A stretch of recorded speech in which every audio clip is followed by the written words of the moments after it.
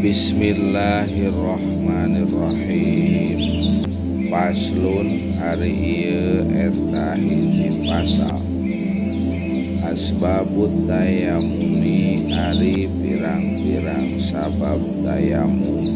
Eta salah satun ayat 3. Fakdul ma'i ari anu kahijina eta kusabab teu aya cai. Wal marodu jeung ari anu kaduana kusabab gering. Wal ihtiyaju jeung ari anu katiluna eta kusabab mikabutuh ilaihi kana itu cai liat si hayawana karna halab-habna hayawan muhtaromin anu dimulyakeun.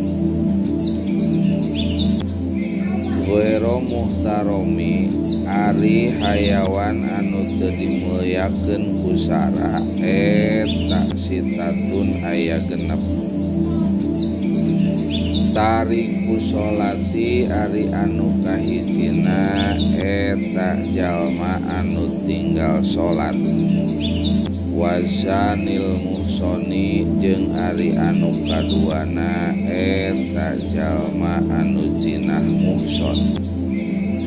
Wal murtadu jeung ari anu katiluna eta jalma anu murtad. Wal kafiru harobi jeung ari anu kaopatna eta kafir anu ngamusuh ka Islam. Wal kalbul akuri jeung ari anu kalimana eta anjing galak.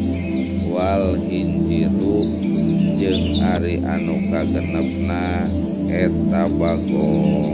Wallahu a'lam.